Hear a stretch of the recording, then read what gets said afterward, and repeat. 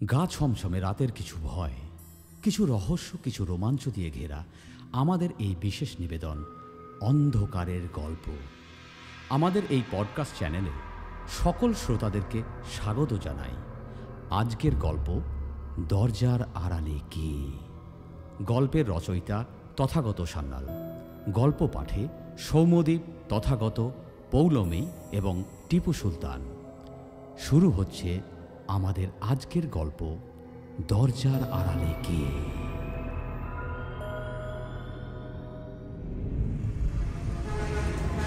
বন্ধু, চললাম, আবার 1 মাস পর দেখা হবে। সন্ধেবেলায় ফাঁকা রাস্তা। বিশাল কর্মস্থল থেকে বাড়ি ফিরছে ছুটিতে। বিশালের বাড়ি হলো ব্রাঞ্চ থেকে প্রায় 200 কিলোমিটার দূরে। গাড়ি চালাতে চালাতে বিশালের ফোনে তার মায়ের ফোন এলো। ফোন ধরার পর, হ্যাঁ মা, বলো। বাবা, তুই কি ছুটি পেলি? বাড়ি ফিরছিস কবে? আমি ছুটি পেয়েছি আর প্রমোশনও পেয়েছি মা। তোমার ছেলে এখন ব্যাংকের বড় পদে আছে গো। তাই নাকি বাবা? আর কোনো চিন্তা নেই বাবা, আমার আনন্দে মনটা ভরে গেল সোনা। মা, আমি আজকে বাড়ি আসছি। কেন? আজকে কেন? এত রাতে ওভাবে আসিস না বাবা, রাস্তা একদম ভালো না। তুই সকালে আয়, এভাবে রাতে আসিস না সোনা। কোনো ভয় নেই। আরে আমি কি আর থোড়ি বাচ্চা আছি? জানি বাবা, কিন্তু মায়ের কথাটা তো একবার শোন। এত রাতে তুই আসিস না সোনা আমার। সকাল হোক তখন আয়, এমনিতেও অনেকটা পথ। মা, তুমি না সিরিয়াল দেখে দিন দিন ভীতু হয়ে যাচ্ছ। মা, তুমি চিন্তা করো না, আমি ঠিক চলে আসবো। ডোন্ট ওয়ারি মা, জাস্ট রিল্যাক্স। বিশাল ফোনটা কেটে দিল আর একটু খিটখিটে ভাব নিয়ে বলল, দ্যাট মা সেই পুরনো যুগেই রয়ে গেছে, শুধু ভয় আর ভয়। একটা কাজ করা যাক, তাড়াতাড়ি পৌঁছে যাওয়া যাবে, ওই শর্টকাট রাস্তাটা নিয়ে নিই। বিশাল গাড়ি চালাতে চালাতে শর্টকাটের চক্করে জঙ্গলের রাস্তায় গাড়ি ঘোরালো।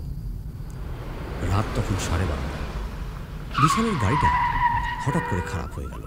আরে why did it happen? Shit man. গাড়ি স্টার্ট দেওয়ার চেষ্টা করলেও গাড়ি চলছে না।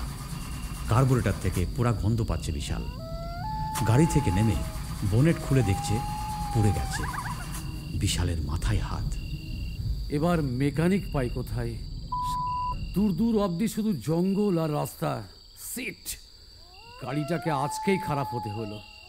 কিন্তু 7 দিন আগেই তো সার্ভিসিং করলাম। তাও কি করি এখন, কি করি এখন? কিন্তু দূরে একটা বাড়ি মনে হচ্ছে না? থ্যাঙ্কস গড, যাক, মশার কামড়ে রাত কাটাতে হবে না। বিশাল দূরে একটা বাড়ি দেখতে পেল। বাড়িতে আলো জ্বলছে। বিশাল মনে মনে একটু শান্তি পেল। সে যাই হোক, কাছে পিঠে যদি একটু আশ্রয় পাওয়া যায়। বিশাল গাড়িটা লক করে সেই বাড়ির দিকে এগিয়ে গেল। যে বাড়িটার দিকে বিশাল দেখেছিল সেই বাড়িতে আলো জ্বলছে। মনে হচ্ছে কেউ যেন বাড়িতে আছে। সেই বাড়ি থেকে মহিলার হাসি আর বাচ্চার কথা বলার আওয়াজ শুনতে পাওয়া যাচ্ছে। এক্সকিউজ মি, দরজাটা একটু খুলবেন? আমি খুব বিপদে পড়েছি, একটু সাহায্য চাই প্লিজ। বাড়ির সদর দরজা খুলে গেল। বিশাল দেখতে পেলেন তার সামনে একজন অল্প বয়সী ভদ্রলোক দাঁড়িয়ে আছেন। পরনে তার জামা আর কালো ট্রাউজার। ভদ্রলোক গেট খুলে দেখেন বিশাল চিন্তিত মুখে দাঁড়িয়ে আছে সাহায্যের জন্য। Thank you sir, thank you so much. আমি বিশাল শর্মা, আমাকে একটু সাহায্য করবেন? আমার গাড়িটা খারাপ হয়ে গেছে। নিশ্চয়ই। অসংখ্য ধন্যবাদ স্যার আপনাকে। এই দেখুন, তাড়াহুড়োতে আপনার নামটাই জিজ্ঞেস করা হয়নি। আমি এডওয়ার্ড রোজারিও। এত রাতে আর মেকানিক পাবেন বলে মনে হচ্ছে না, তবে চিন্তা কোনো কারণ নেই। আপনি আমার বাড়িতে রাতটা কাটিয়ে নিন। আমি মেকানিককে বলে দিচ্ছি ফোন করে, কাল ভোরে এসে ঠিক করে দেবে, কেমন? আর আমি বাড়িতে একাই থাকি, আপনার কোনো অসুবিধা হবে না। হে, কি যে বলেন, আপনাকে এভাবে কষ্ট দিতে যাব কেন? আমি না হয় গাড়িতেই রাতটা কাটিয়ে দেব। আরে কোনো অসুবিধা নেই, বললাম তো বাড়িতে আমি একাই থাকি, আপনার কোনো অসুবিধা নেই। আপনি এই বাড়িতে একা থাকেন?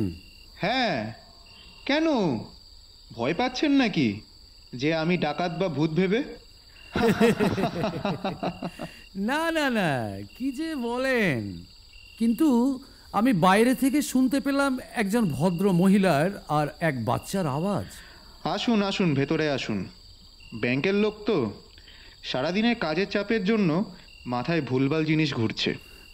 বোধহয় ঠিকই বলছেন। দুজনেই বাড়ির ভেতরে প্রবেশ করলেন। ভদ্রলোক সদর দরজা লাগাতে লাগাতে বললেন, আপনার কি খিদে পেয়েছে? আমি কিছু বানিয়ে আনি, নাকি ফ্রেশ হয়ে নেবেন তারপর খাবেন? আরে না না স্যার, অত কষ্ট করতে হবে না আপনাকে। আমি রাতের খাবার খেয়েই বেরিয়েছি। একটা টাওয়াল পাওয়া গেলে ভালো হতো। আর দেবেন যখন, তখন এক গ্লাস জলই না হয় দিন, ওই যথেষ্ট। আপনি এত রাতে বিপদে পড়া এক অচেনা প্রতীক্ষে আশ্রয় দিলেন, এটাই আমার কাছে যথেষ্ট স্যার। এই বলে ভদ্রলোক কিচেনের দিকে গেলেন আর বিশাল ঘরটা ঘুরে ঘুরে দেখতে লাগলেন। হঠাৎ চোখ পড়ল একটা খেলনার দিকে। এটা কার খেলনা? সেটা দেখতে গেলেন বিশাল। খেলনাটা তুলতেই সামনে দেখলেন একটা বছর দশকের বাচ্চা ছেলে দাঁড়িয়ে। বাচ্চাটা বিশালকে দেখে বলল, আঙ্কেল, আমার খেলনাটা আমাকে দিন। আপনি কি বাবার বন্ধু? বাবার মানে? উনি তোমার বাবা? হ্যাঁ। কিন্তু উনি তো বললেন একাই থাকেন। হ্যাঁ, উনি আমার বাবা। আঙ্কেল, বাবাকে বলবেন না যে আমি এখানে আছি। হঠাৎ পিছন থেকে বিশাল একটা হাতের স্পর্শ অনুভব করল। চমকে উঠে কে বলে লাফিয়ে উঠল, আরে আরে, আমি এই নিন টাওয়েল, আর এই যে খাবার জলটা। কি হয়েছে আপনার কপালে এত ঘাম? কিছু চিন্তা করছিলেন নাকি? আপনি যে বললেন আপনি এই বাড়িতে একা থাকেন। হ্যাঁ, আমি তো একাই থাকি। কেন, এতে কিছু প্রবলেম? বিশাল ঘাম মুছতে মুছতে অন্ধকারের দিকে আঙুল দেখিয়ে বলল, ওই দিকে একটা বাচ্চা ছুটে চলে গেল। আমাকে বলল, আঙ্কেল, বাবাকে বলবেন না আমি এখানে আছি। তা কি আজে বাজে বকছেন? Drink the water and freshen up, that's the bathroom over there. কথাটা বাথরুমের দিকে ইশারা করে বললেন এডওয়ার্ড। কি জানি কি হচ্ছে, আমার মাথাটা ঠিক যাচ্ছে না। বিশাল লজ্জায় ঘাম মুছতে মুছতে বাথরুমের দিকে গেলেন।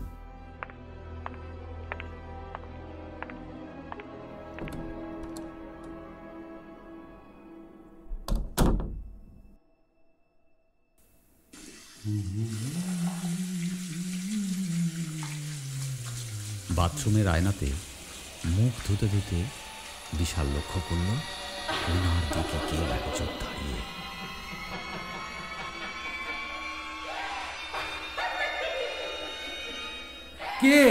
কে ওখানে দাঁড়িয়ে? অবয়ব লক্ষ্য করে মনে হলো সেখানে যেন কোনো মহিলা দাঁড়িয়ে আছে। মাথার চুল সামনের দিকে নামানো, শান্তভাবে দাঁড়িয়ে আছে। বিশাল ওই দৃশ্য দেখার পর ভয়ে আবার মুখে জলের ঝাপটা মারার পর পিছন ফিরে তাকালে দেখে সেখানে কেউ নেই। কোথায় গেল? বিশাল এবার ভয় এক্ষুনি তো ছিল এখানে। এরপর স্পষ্ট শুনতে পায় বাথরুমের দরজায় কেউ যেন কড়া নাড়ছে। মিস্টার এডওয়ার্ড, আপনি কি বাইরে দাঁড়িয়ে আছেন? এই সমস্ত মজা কিন্তু আমার ভাল লাগছে না। বিশাল কোনোভাবে ফ্রেশ হয়ে ড্রেসটা বদলে দরজা খুলে দেখে সেখানে কেউ নেই। অদ্ভুত তো, বাইরে কেউ নেই। ভয়ে ভয়ে সে এগিয়ে আসে ডাইনিংয়ের দিকে। এসে দেখেন ভদ্রলোক সেখানে বসে আছেন আর টেবিলের ওপর সিগারেট রাখা আছে। আরে আসুন আসুন, বলছি স্মোকিং চলে তো? হ্যাঁ, বাট তার আগে আমার কিছু বলার আছে আপনাকে।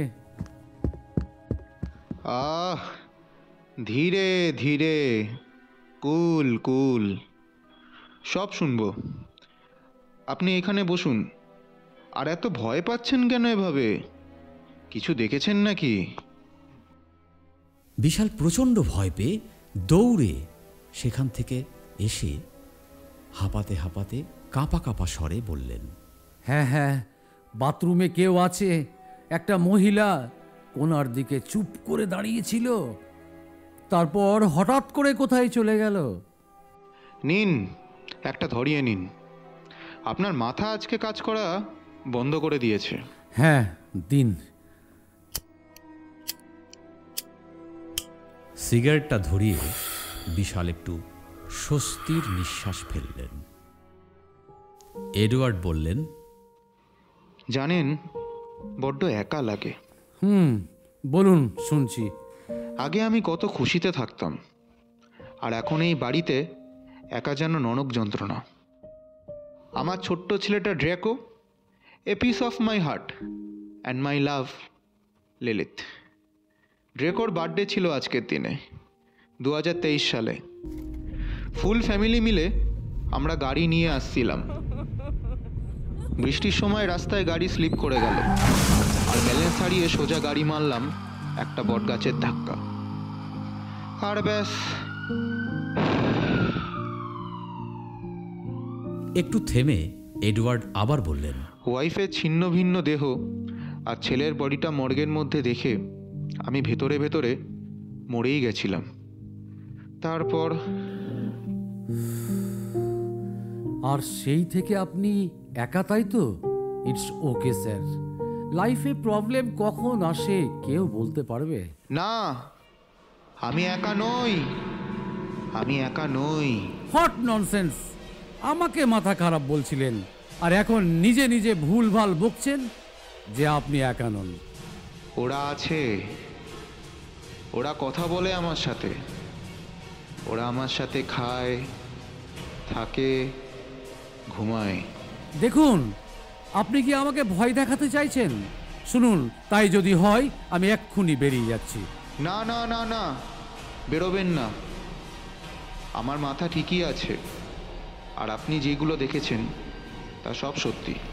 হে লিসেন, সহ্য করারও একটা লিমিট থাকে। So please don't try to cross the limit. আমার কথা আপনার বিশ্বাস হচ্ছে না, তাই না? না, বিশ্বাস হচ্ছে না, আর হবেও না। বেশ, একবার ওইদিকে তাকান তো, দেখুন আমি সত্যি বলছি না মিথ্যে। বিশাল পিছন ঘুরে তাকিয়ে দেখল মা আর ছেলে দুজনে সেখানে দাঁড়িয়ে, এবং তাকে দেখে কিরকম অদ্ভুতভাবে হাসছে। এডওয়ার্ড হাসতে হাসতে বললেন, আমাকে পাগল ভাবছিল, আমাকে পাগল ভাবছিল।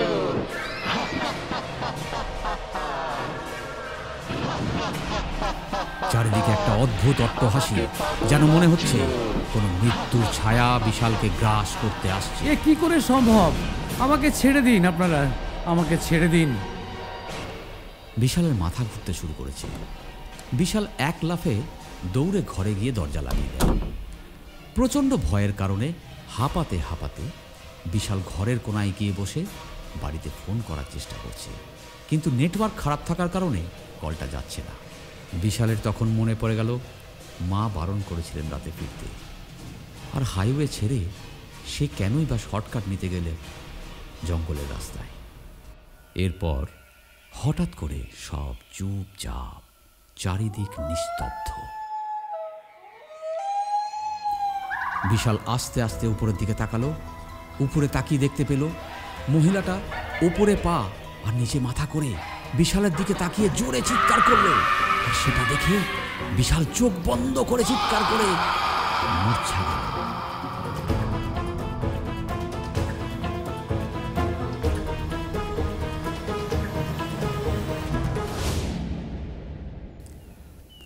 মর্নিং ওয়াকে হাঁটতে গিয়ে দূর থেকে আব্রাহাম লক্ষ্য করলেন যে একটা গাড়ি সেখানে দাঁড়িয়ে আছে, আর সেই গাড়ির নিচে একজন ব্যক্তি শুয়ে আছেন। দূরে ওটা একটা লোক পড়ে মনে হচ্ছে না? মালটা মালফল খেয়ে পড়ে আছে নাকি দেখি। দৌড়ে সেখানে গেলেন আব্রাহাম। সেখানে গিয়ে তিনি দেখলেন সেই লোকটি জ্ঞান হারিয়ে পড়ে আছে। আব্রাহাম জল ছিটিয়ে জ্ঞান ফেরালেন। বিশাল নিজেকে দেখে যে সে গাড়ির কাছেই পড়ে আছে। আমি কোথায়? আপনি কে? এই যে মশাই, ভয় পাবেন না, ভয় পাবেন না। আমি আব্রাহাম। আমি দূর থেকে এখানে আপনাকে পড়ে থাকতে দেখে ছুটে এসেছি। যদি কিছু মনে না করেন, একটা প্রশ্ন করতে পারি আপনাকে? হ্যাঁ, বলুন। বলছিলাম কি যে রাতে কি ড্রিঙ্ক ফ্রিঙ্ক করেছিলেন? না মানে এইভাবে কাউকে কখনো পড়ে থাকতে দেখি না তো, তাই আর কি। কি হয়েছে একটু বলবেন? না না, ড্রিঙ্ক করিনি। রাতে গাড়িটা খারাপ হওয়ায় ওই দিকের বাড়িটায় আশ্রয় নিয়েছিলাম। কিন্তু রাতে যা সব অদ্ভুত ভুতুড়ে কাণ্ড ঘটল, আমার সামনে ওই অদ্ভুত চেহারা, তারপর জানি না কি হয়েছিল আমার, আর আমি এখানেই বা কিভাবে এলাম। আব্রাহাম এবার খিলখিলিয়ে হেসে উঠে বললেন,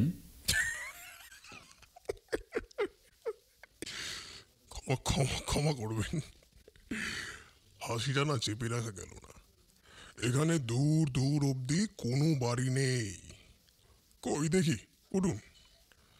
আমি গাড়িটা দেখছি, কি হয়েছে আপনি স্টার্টটা দিন। গাড়ি ঠিক করতে করতে আব্রাহাম বললেন, তবে জঙ্গলের ভিতরে একটা খ্রিস্টান ফ্যামিলি থাকতো। এক রাতের ভয়ঙ্কর অ্যাক্সিডেন্টে গোটা ফ্যামিলি একদম মারা যায়। রোজারিও ফ্যামিলি, এডওয়ার্ড রোজারিও, লিলিথ রোজারিও এবং তাদের একটি মাত্র সন্তান ড্রেকো রোজারিও। লোকে বলে নাকি আজও ওদেরকে দেখতে পাওয়া যায় ঠিক আজকের দিনে, এই 31st নাইটে।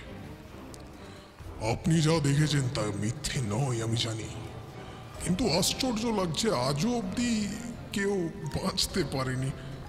আপনি সত্যি ভাগ্যবান, তাই প্রাণে বেঁচে গিয়েছে। শুনুন, পালিয়ে যান।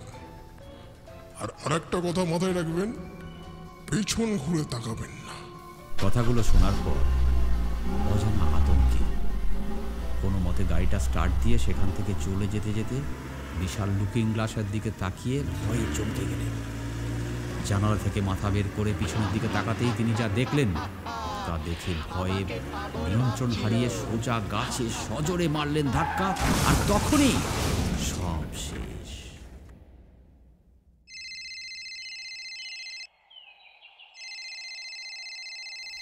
বিশালের ফোনে তার মায়ের ফোন কল এসেছে, কিন্তু তিনি রক্তাক্ত শরীরে মাটিতে পড়ে এক দৃষ্টিতে সেই রোজারিও ফ্যামিলির দিকে তাকিয়ে আস্তে আস্তে চোখ বন্ধ করে দিলেন, আর তিনি ঢলে পড়লেন মৃত্যুর কোলে। এদিকে মায়ের ফোন বেজেই চলেছে, আর তার সাথে এডওয়ার্ডের খিলখিলিয়ে হাসি